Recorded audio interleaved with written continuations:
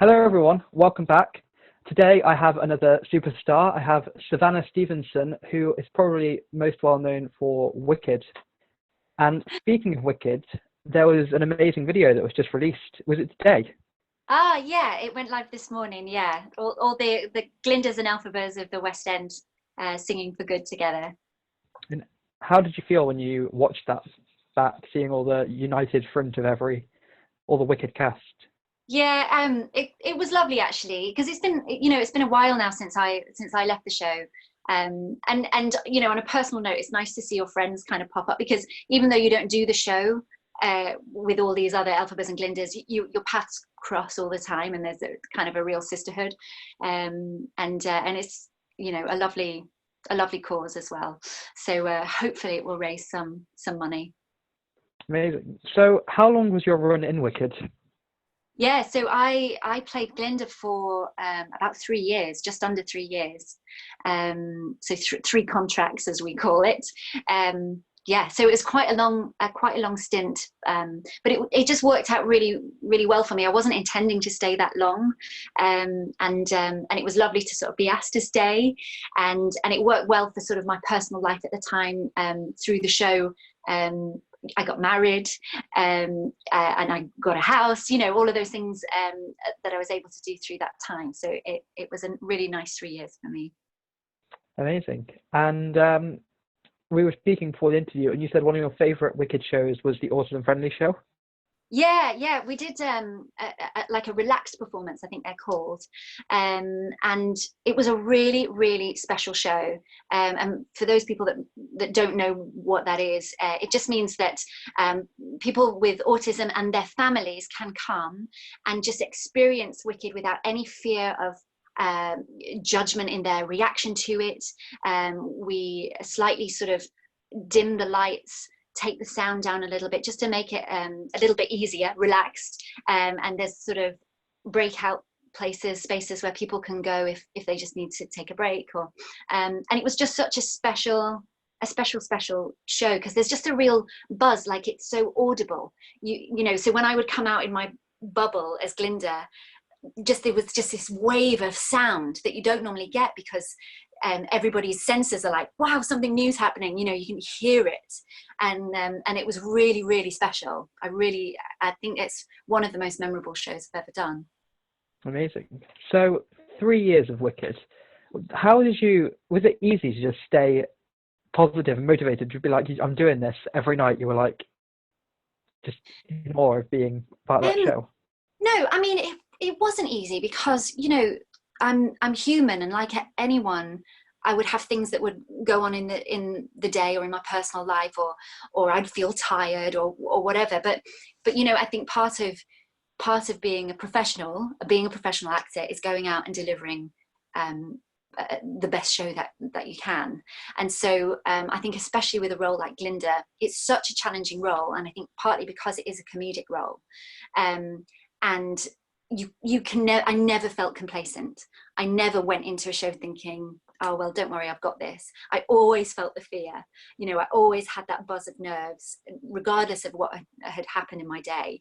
And so I hope that what people saw every night was a committed performance, because that's certainly what I tried to give. But it is hard, and you have to do things to keep it fresh, and that's where a sort of acting technique and base comes in. Amazing. So another show that you've been in, which you're probably well known for, is Chariots of Fire. Do you want to sort of talk about that? Yeah, Chariots of Fire was a really, really fun show. It's a play actually with a little bit of music in, and it was a special show because of the timing, because we did it in conjunction with the Olympic Games when they were here in the UK, and it's such a beautiful story.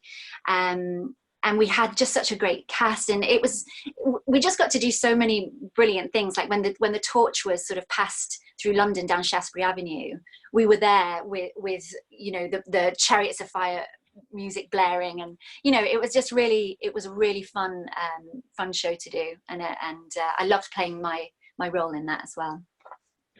So was it strange knowing that you were like there, the Olympics was being passed, and you were there in that show being like, we're here, like this is It was honestly just really cool because there was such a buzz in the city, and it was really fun to do a show themed on the Olympics, and the show was kind of amazing as well because they took out a number of the seats in the auditorium so that the cast could actually do the laps, do the actual running, and we had sort of a revolve as well. So whenever a race was run, it really was in the theatre, so I think it was really exciting. It was a really beautiful play. I really hope that it might come back. We thought that it could have a life in America, and I hope that it still might.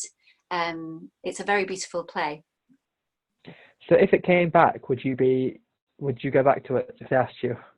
I would love to. I would absolutely love to. I mean, I might be a little bit too old now, but I had a really lovely role, and it was a really good role for me because it was a lovely acting role. But my character Sybil was also an opera singer, so I sort of got to just do little hints of the Mikado through the show as well, and so it was kind of a perfect fit for me.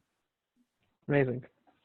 So before the interview, I asked you to think about a question I'm going to ask you, and that is, if you could be in any show for one night only, with no gender roles or age roles or any stereotypes or anything, with full costume, full lights and full sound, which character, which musical, and why? Well, to be thrown into something would be absolutely petrifying, but the last show in the West End that I saw before this whole lockdown happened was Dear Evan Hansen. And that role, Evan Hansen, is such an amazing role. So I'm maybe going to say that because I love the score. I think it's the best score I've listened to in a long time. And the role is just phenomenal. It is an amazing... I haven't seen it yet. I'm going to go see it one day. I'm going to make it there. It's the musical that got me into musical theatre. It's one of the... Is it really? The first musical theatre song I ever learned was Requiem from Dear Evan Hansen. I learned Larry's part, which was amazing. My friend was just like, learn this song, and I did. And then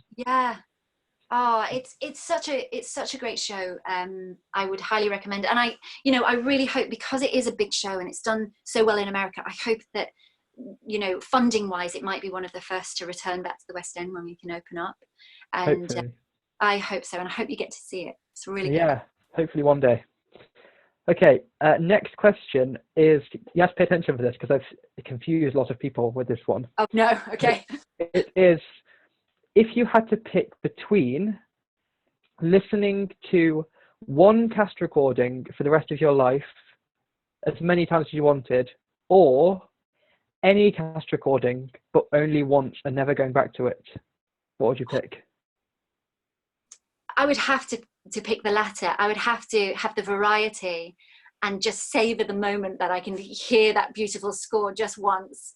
That's a good question. I think I would have to do that. What would you pick? I'd pick the second one, even though it's really hard because I have autism, and that makes it really hard for me to not want to listen to the same one over and again. Dear Evan Hansen, I've been in love with it for the past 2 years, and I think I listen to it at least once a week. So really hard. Well, but it's I don't blame you, and I've had it on repeat as well. But yeah, I think just for the variety, and it would be a really good lesson, wouldn't it, of just living in the moment, just only getting that one time to hear something. Yeah, well, it doesn't say, the rules don't say that I can't go and see the show, so I'll have to go and see the show afterwards. You could, that's true. That's very true. And I had Jen Caldwell on the show, and she said, I think it was Jen Caldwell that said this, she said, but you didn't tell me that I couldn't listen to the recording of the show with a different cast. And I was like, okay, you found a loophole. That's true. That's true. Okay, next question is, if they made a musical about your life, who would play you and you can't pick yourself? Oh my goodness. Okay. Who? Oh, that's a really hard question. Right. So I get told a lot that I look a bit like Maggie Gyllenhaal. And I think she's a brilliant actress. So maybe her. I don't know if she can sing. Did you say it was a musical? Yeah. Okay. I don't know if she can sing, but I would maybe say her. And I could see Idina Menzel playing you. Can you? Thank you. That would be great. That'd be great. That can work as well. I said to everyone that I'd want Judi Dench playing me. I think I think we all want Judi Dench to play She us. she can play anyone though, so She can. That would be a stellar choice as well. I have 2 more questions left. This one is Okay. a very strange one, but I started asking it about 10 interviews ago, and it's just stuck.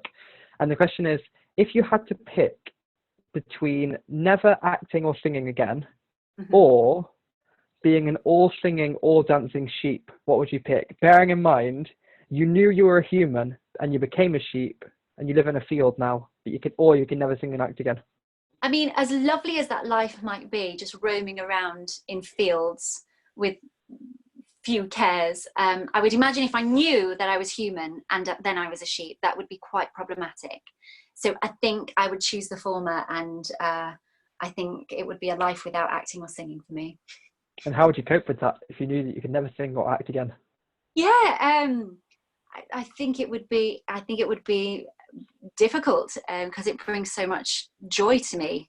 But I guess you'd have to fill your life with other things and discover other talents. Amazing. Last question that I asked everyone since the very start. The other questions I've asked you are all the ones that have added in recently, but this is one that's been there from the start and it's going to be there till the end. And it's, if you could pick any Disney princess to be for a day, or just forever actually, which one would you pick and why? Oh, I think it would have to be Belle, because that is my favorite Disney movie, Beauty and the Beast. And I think she is, I think she's a good role model. She's kind and she's a little bit feisty, and I think it would be her. Amazing. Thank you so much for coming on the show. I have to say that first. And secondly is, everyone that's watching you should all just donate to the link down below. It's in the description. And make sure you don't donate, because it's acting for others, which is very important right now, because West End's gone dark, Broadway's gone dark, everyone's out of work, and it's just... And do you have anything you want to say about acting for others? Well, I think, I think what you're doing here is really highlighting what we all need to do. If we all just do a few small things that can help in this terrible crisis, this terrible time that we're in, to just make it a little bit better for the most vulnerable people, then that's what we should do. So I just say thank you for doing that, and I'm really glad that I can be a part of it. And please donate, everybody, and send Acting for Others some money, please. 2 more quick things is, one, if anyone wants to follow you on social media, how do they do that? Yeah, so I am on pretty much all forms of social media. I'm on Twitter. I'm Savannah ST. Instagram is Savannah Stevenson Official, and Facebook I have a private page as well, or rather a public page. So yeah, come follow me. Amazing. And last thing is, what's your advice for people stuck at home right now? Oh gosh, I guess it's the advice that I'm trying to give myself, that although we really miss going out and doing all those things that we've all taken for granted, what we do get is some time at home with our families. And so I guess we need to embrace that as much as we can, because we might not get this kind of time again. And for me, I've just got a new little boy, and so I'm here with my husband at home, and we're just trying to embrace it. Amazing. And enjoy. You heard it from the superstar. Follow that advice. Thank you, Savannah, for coming on the show. Thank you, everyone else, for watching.